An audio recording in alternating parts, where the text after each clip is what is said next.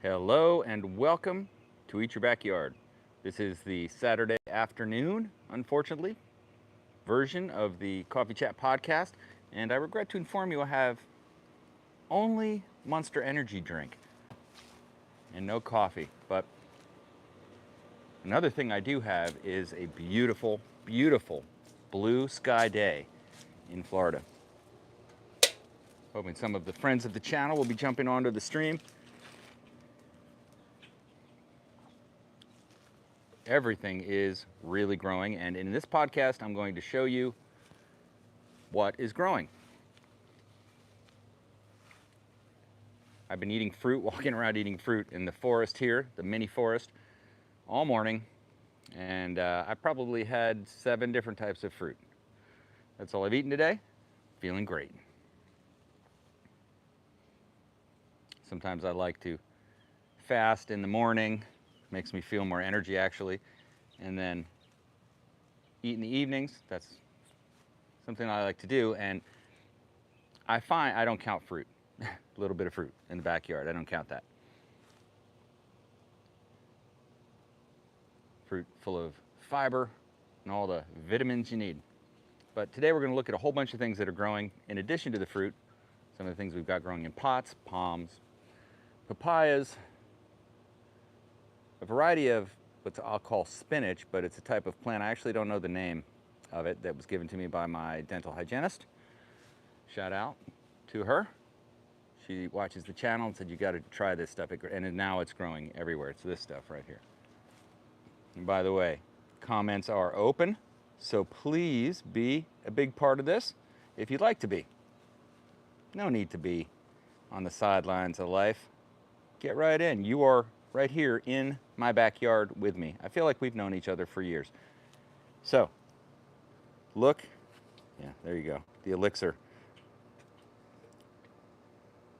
This is the stuff I'm talking about. And maybe we will do some chicken feeding today. I'm gonna pick some things to feed to the chickens, and that's most things that grow, they will eat. We were just feeding them weeds out of the bed that they love. I think it was Christmas morning, but let's look at the comments. GT Jr. grows in Alaska. Hello, hello from Alaska, Zone 4A. Holy moly, Zone 4A? That's like, is that like the tundra? That, I feel cold even saying Zone 4A. 4A. I can't even say it. Wow. That sounds incredible, actually. Incredibly different than this environment. I love it here, but yeah, Alaska is a place I would love to travel to and check out all that place has to offer.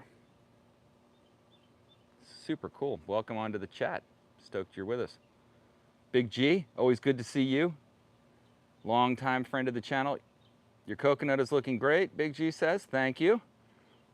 I appreciate that. My dwarf Malay coconut tree is the product of pretty much a non-stop shower of rabbit manure. And a little bit of neem oil. GT Jr. grows it in Alaska. Says Anchorage, Alaska is beautiful. Yeah, that would be a cool place to put in my bucket list of places to see. 49 degrees here and cloudy. Oh, that just sounds so brutal. It is, well, you know, why guess? We can go look to see exactly what the temperature is over there, but my guess would be that it is 88 degrees, if not 90 here today, right up around 100% humidity, which, you know, oddly enough, I love. I do love it. And yes, there's some skeets out here, what we call skeets, the mosquitoes, nipping at my delicious ankles. Apparently they're delicious because the mosquitoes cannot get enough of that. And I accept the itchiness. That's what my young son Jack said. He saw me scratching a mosquito bite. He goes, "Don't itch it." What do you mean don't itch it? He said, "No, just don't itch it. Just be good with it." Feeling like that. So that's what I do now. I just decided to do that. But I love everything about the warm. You can almost wear today's humidity like a jacket. It's just a warm embrace of your atmosphere around you. I love it. I love it. I get cold very easily. But with the correct jacket, I was looking at that Patagonia Eco Ball. Sometimes I go to California, it seems like you see a lot of those around. Maybe that's the right jacket. I actually don't have a right jacket. I mean, I don't have a heavy jacket. So, I probably, when I'm not needing to be dressed up, in shorts. Almost all the time. However, in the winter here, it does get down. Sometimes it'll get down into the upper 30s in the evening, or down to even the low 30s. But very, very rarely does it ever freeze, and almost never has what you would call a ground freeze. So most of what you can grow here is really in the tropical window. However, you have to realize that sometimes in the wintertime it will get burned by the coldness. So some of the leaves will get burned. Like a banana will show burning all over the leaves here in the winter from the coldness. And you can cover them up and do all kinds of stuff like that, but I don't. I just kind of let it happen. That's way too much of a tedium experience for me, but they seem to be doing okay. Look at these Cavendish dwarf banana trees. I mean, proof is in the pudding. And that's a healthy looking thing. Again, bunny manure. So simple. Walking by my beautiful composting bin setup here. Update on that is, I'll give you an update, by the way. I just made a whole bunch of shorts, so stay tuned. They're going to be coming out daily for the next few weeks. Put some work into those so that they will be entertaining, I hope, or you'll just be like, that's not for me. But I'm hoping you're like, oh, that's for me. I'm just going to watch them all back to back. I can't wait to find out about what Penelope the bunny does during her outside time in the bunny run each day. I've been waiting for that all my life. Yes, the product of these composting bins. I went through the whole the whole process of building these simple composting bins. It's a hoop of animal wire connected together, filling them over and over and over. I couldn't believe how compressed they got and how much matter they were able to hold. Got them to a certain point, just stopped filling them and left them there. That was about a year after that, and then so a total of about a year and a half this stuff just sat here, and then it turned into a giant thing of this, which is the most rich, worm-laden, alive soil you can imagine. And I piled that stuff around all my fruit trees as well, and actually let the chickens out. They went right to it and kind of scratched it all around. They're like little robots. Chickens are composting robots if properly utilized. I often thought it'd be interesting to get a chicken leash, and you could just kind of keep them in the area you want them to compost, and they're like little rakes with their feet, and they'll just scratch and scratch and scratch. But yeah, so that's the result, is that soil. That's the last bucket. All the rest I placed, and that I'm saving for a special thing. I said, what am I going to grow? I'm going to put in that. All right, let's look back at the comments here. Big G. Are coconuts long-term where you live? Yes, coconuts are long-term. They will typically stay alive, no problem. If we get in the rare, odd event that a freeze happened hard enough to kill them down in the, to kill the trunk, then yeah, you would lose it. So I'm sure there's some coconut tree loss, but I think some of those things can actually be mitigated here very easily by one of the things that people do is they'll place a blanket around the base of the coconut tree and then simply put a light under there, an incandescent, light. You have to be careful you don't start a fire, but that will typically keep it warm enough through anything that it would offer here if you were worried. But yeah, and that dwarf Malay coconut's great because it doesn't get too tall, which can be a real problem with coconut trees. I mean, this thing is not that far from these power lines, so I don't want anything like that. And those aren't power lines right there. Those are just fiber optic cable. But farther up are power lines, and I don't need a 60, 70 foot tall coconut tree. So this keeps it short. However, it does have the same width. I always like to point out as you get these coconut trees. I always got a kick out of the funny video of the person that just moved down to Key West and bought this beautiful house right on the water, like 20 acres, and then the first hurricane shows up, and then they suddenly look upon their property and see the 200 coconut trees full of cannonball-sized coconuts, and know that they are in a shooting gallery of coconuts if that hurricane comes through. Yeah, man, that's the way I feel about coconuts, is they are just so big and so powerful. They produce so much fruit. A coconut, if it falls from a tree, it could hurt you seriously. It's like a bowling ball. So I like them down low. I like them where I can pick them, because I don't like the video where you're like climbing up the tree, like those guys that climb up the tree to get the coconut with their bare feet and so on, or a rope. And no, down low. All fruit must be, cannot cause altitude sickness trying to pick it. And that's exactly why I always advocate keep your fruit trees low if at all possible. I'm constantly trimming back here. And that's a good thing, because now you're looking at what you trim as what you're going to put into those compost bins. So you're harvesting now. Your trimming is not like some superficial, thing for beauty, although it's also that, but it is, in addition, the ingredients to make the soil and the thing which is really going to provide the deepest nutrients for all the stuff that's being grown here. You're not going to do much better than bunny manure and really good quality compost. Uh-oh. That's interesting. That's an interesting chicken call. I don't know if you can hear it on the microphone. Look at this, upset chickens. That's always a dramatic moment. Oh,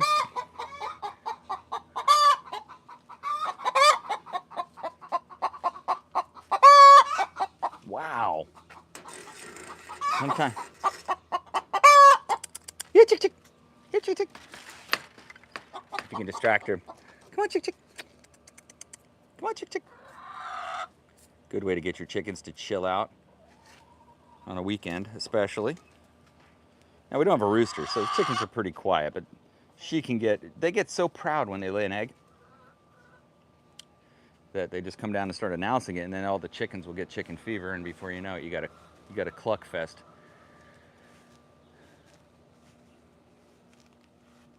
Gerald Franz, holy moly, moderator on the chat. Outstanding. Sir Yoda, woohoo, blessings to all. Outstanding. Always good vibes from Gerald Franz. I greatly appreciate it. Super stoked to see you here. Hope you've been checking out that Jedi Jingle Maker, my original music channel as well. I always love your comments over there. I've released now a new track, a new song, original song, every weekend for the last year or so. So I've got a huge collection of music on that channel, and I've been enjoying it so much. I actually just released a track this morning that is 100%, well, no guitar in it, which sometimes I'll do those. Anyway, so yeah, where was I? Well, the composting thing's working out, and I'll just mention one more thing about the composting, and this is a good example of this.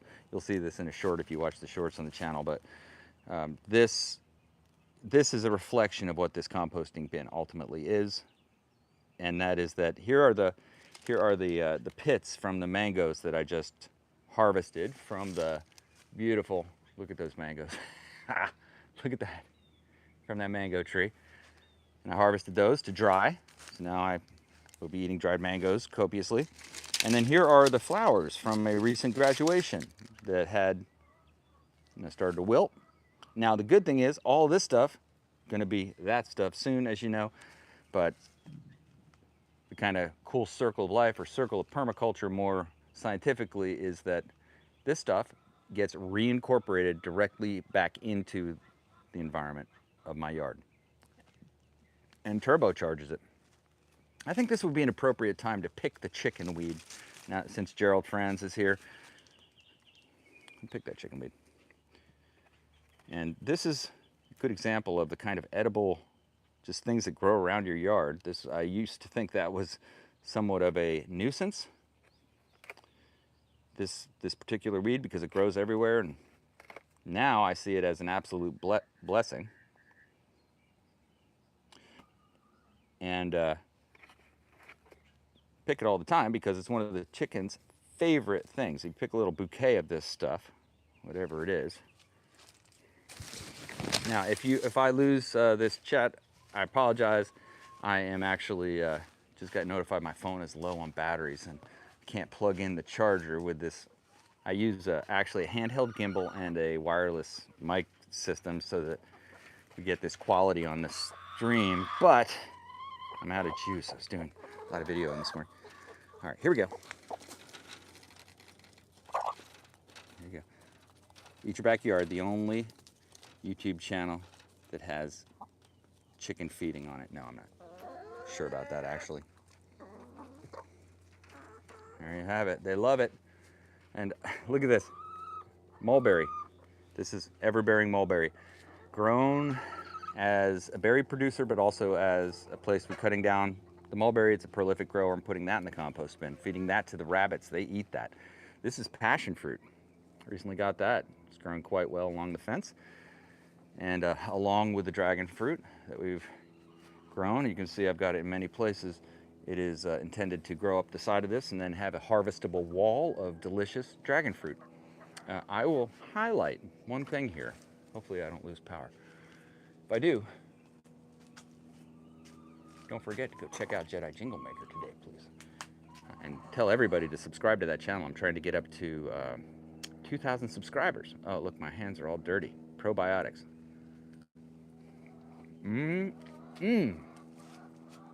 That is a fig. That is another brown turkey fig. They are so delicious and they're coming in. I got to try to dry these too. Dried figs. This year we're going to dry a whole bunch of figs. Now the chickies have loved the figs ever since they were tiny. So the lucky chicken that comes first gets to. Look at how they annihilate. Oh, got my finger. It's like little dinosaurs. Ah! Frenzy. Frenzy. That's right. They're little dinosaurs. They would eat me if I was small enough. Super nerd. Do you have perennial vegetables? I do. I do. I think this particular plant here is a good example of it. I'll show you. Things like this, leafy plants that will just grow and grow and grow. This is a good example. They call this a type of spinach around here, but like I said, it was given to me by my friend. I would consider some like my friend Dave Reed over at Reed Farms up in DeLand, Florida. He has the term salad trees, which is trees you can eat the leaves, and he's got an incredible collection of them. But trees like that you can eat the leaves. You know, I have many examples like this. Strawberry tree is a good example. The fig tree is a good example, I suppose. But the best example, you know, sometimes they wrap stuff with fig leaves in cooking. But this, the moringa, it's an absolute game changer in the world in terms of malnutrition, but it's also a completely edible. You can pick this right off. It's got about the calorie content of a piece of broccoli, which is pretty darn good. So if you're eating that, you're doing all right. And it produces these beans, as you can see, that produce lots of edible seeds. Very easy to grow. So those kinds of things, like a salad tree deal, is mostly what we go for. But many of the leaves off things like this Suriname cherry actually make good tea. So there are many of the leaves of fruit trees you can use that way. And of course, the mulberry. Little known fact is that the mulberry, the green tips, to me, taste like lima beans. I think they're delicious. So to go around and pick the green tips off of mulberries and eat those, So all that kind of stuff. But in terms of growing like classic garden vegetables, it's tough unless it's something like a southern crop like a cotton or okra or tobacco or whatever, or Seminole tomatoes, but you have to be on it. All right, so let's keep looking down the line here. Big G says, I've heard Panama tail is a hardy coconut. Is a hardy coconut. Interesting, I didn't know that. Gotta check that out, thanks. Jesse Harris says, hi Jesse. Big G, do you have foxes or coyotes down there? We do have some coyotes around, but they haven't bothered us. Mostly fenced in here. I'm sure they could get over the fence, but not too bad. Yeah, it's pretty much just a sandbar covered with houses where I'm at. Do you have a cornucopia baliana? No, I don't. I'm not actually sure what that is. I should check that out too. Look back in the comments as a reference. You can eat, you can passion fruit leaves too, so you can eat those too. Okay, interesting. Yeah, and a lot of the leaves of plants, now I wouldn't put mango in that area. That actually, the leaf of the mango tree has a chemical on it called urushiol, which some people react to just like poison ivy. So it can be problematic. But yeah, so not all of them, but a lot of them you can. People eat the papaya as a, you know, some kind of medicinal thing too, the dried papaya leaves, but ugh, they're disgusting. It's like eating a banana peel.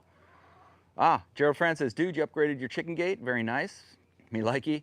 As always, your yard garden looks fantastic. You're rocking it, bro. Thank you very much, Gerald Franz. Oh, looks like longevity spinach in the Zen Bunny run. Okay, longevity spinach. Excellent. I've just been planting that stuff everywhere. Like, look, every time it rains, this is a good practice, by the way. Every time before it rains, I just walk around and just take cuttings and plant them, you know, Johnny cutting seed. But yeah, the chicken gate was a major upgrade. I actually made a short video about it this morning. But yeah, I just put the two 4x4s and then the cross support. These two are pressure treated, so is the cross support, and then built the frame with the pressure treated 1x1s. Yeah, fun. And the coolest thing about this is, first of all, we had a lot of this stuff left over, so I reused it, and the chickens can get their heads totally through there, so no problem. They can eat treats that fall outside the thing. And we made I made a treat door, because everybody's coming out to feed them treats. You know, if you open the treat door, the chickens will just come now. So it's really cool. And I thought it almost had like a Japanese architecture kind of look unintentionally, which I love, especially since this is the Zen Bunny run. And I've got some old art that was sitting in the garage that I'm going to put up. This is one of them. It's like a metal art thing. It'll rust into chips here, but that's a fitting end. And I got this little thing I'm going to put up. I did have the Zen, well, I had the yin yang symbol here for a while, but the hurricane's absolutely annihilated. I'm going to put it back together. It's totally appropriate, but I didn't really want it there anyway. It was too much of a distraction. So I'm going to put it probably back in the Zen Bunny run itself, but you won't be able to see it when you first come out here. But here, I'm going to put that thing we just looked at. And, you know, it will largely become covered up by whatever is growing here. Yeah, Big G. Will the seeds in the fig sprout after the chickens have eaten the fruit? I haven't seen it yet.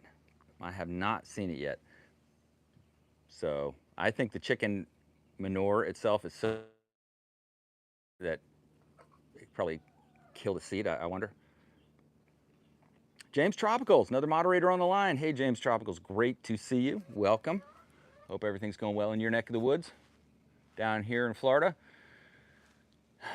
we're cooking. Not bad, but you know what? I'm only blocks from the ocean, so when you're that close to the ocean, even in a hot place like this, you get that tropical breeze, and as long as you're under the shade, pretty much everything does what the bunnies are doing right now, which is just to chill out. Full chill out. Let's see if I can, yeah, they're chilling. I don't want to disturb them. But look at this sugar cane. Two varieties of sugar cane. I got the red sugar cane here, the green sugar cane there, going off. It's about time to stubble it. I'm smart, I'll do that soon, and then maybe plant a little bit of it around. But we don't really have much that eats it other than the bunnies. They love to chew on the sugar cane. I often chop off if I remember to, chop off a big old stick and throw it in the bunny cage. So I'll probably do that sometime soon. Now, hey, I might also do a coffee chat podcast tomorrow morning, somewhere around 9 a.m. So if you're on this stream and you want to check that out, this will be the continuation. Unfortunately, the battery on this phone is dying, and I may lose contact if I stay on too long, so I don't want that to happen. But much more to talk about as we go into tomorrow's live stream, and also check out my original music channel, like I said, if you haven't already. I planted some new things over here. One was a mango from a seed, which I have no confidence. This is from the from the Tommy Atkins mango. And you can see how roughed up it is by the wind and by the salt, but it'll grow through it. It's a hardy seed-grown tree, which I have confidence in. But the reason I'm growing it there is not to grow it. It is to grow that as rootstock and to graft onto it, this sweet, sweet variety, which is the Tommy Atkins. I was getting confused. The Tommy Atkins mango. I mean, let's just take a moment. It's just incredible. Just incredible. To me, hands down, favorite mango. Granted, it's not the top in terms of mango awesomeness for flavor. It's good. It's just not insanely good. But they dry great. They ripen very consistently. They're just wonderful, wonderful mango trees. But I'm going to graft a cutting of that onto that rootstock. Uh-oh, look, it's egg laying time of the day. And I only really get concerned about these cluck moments when it's the weekend. I don't want to. Look at that. Who's it now? Oh, you laid one too? Here, chick, chick. Here, chick. Come on. Come on. If you can distract them, they get their mind on a different thing. They're bird brained. Look at that. Just like that. The Zen chicken calming exercise. Learned that little trick pretty quickly.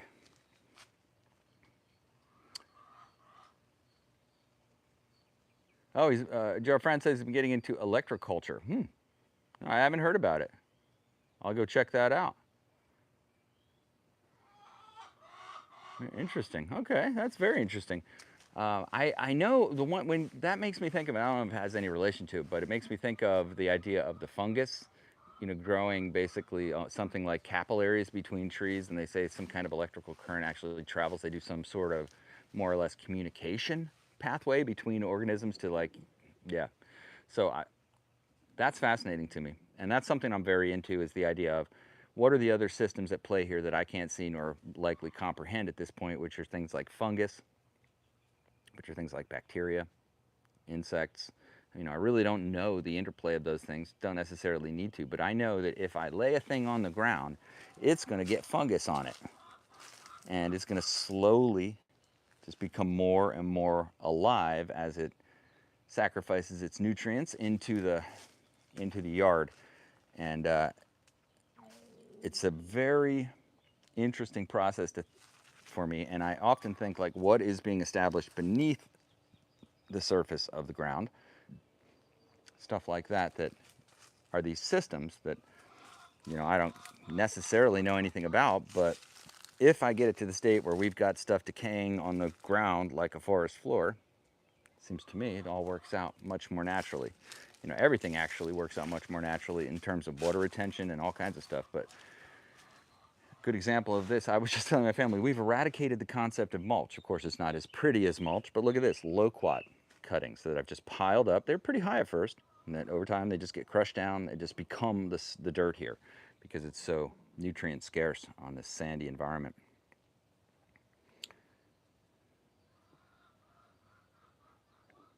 Oh yeah, Gerald Franz, just a suggestion on the yin yang sign. Yeah, back it with some metal glue. Yeah, glue it for added strength, my man. Yeah, exactly. I was thinking it is even more appropriate that it decayed and you piece it back together. I think that's philosophically even more rich than when it was looking much more perfect. That the blackness of the yin yang symbol was actually the Shoshugiban fire treating of it. My buddy did, so super cool. I think it's going to be way better post reconstruction, like the phoenix from the ashes. And now it has a story with it. Oh, Big G said, I planted a manila mango back in Palm Springs, California. Beautiful Palm Springs, California. It has already grown 4 inches in a few months. Wow, that's cool. Yeah, that to me would be the perfect place to grow a palm tree, Palm Springs. How cool is that? But also a mango tree. I never would have thought of that. I was curious what amount of humidity a mango tree would require. Do they grow really well in places with low humidity, like desert environments? And I bet you they do. I bet you they do.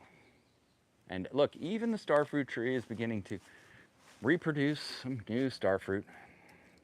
Isn't that beautiful? Yeah, no problem with getting enough starfruit to eat, that's for sure. Look at those little pink ones. Isn't that cool? But yeah, lots of starfruit. Piles of it everywhere. And that's what we like to see. We'll be eating that right around the end of July. And these things are just going to continuously flow into my dehydrator one after another. I've got about 8 or 9 of them on the counter inside ripening. What I've learned to do is to pre-ripen sets of them and run them through the dehydrator prior to when the fruit will naturally ripen on the tree, because once it starts to ripen on the tree, it comes in so fast, it's so hard to keep up with.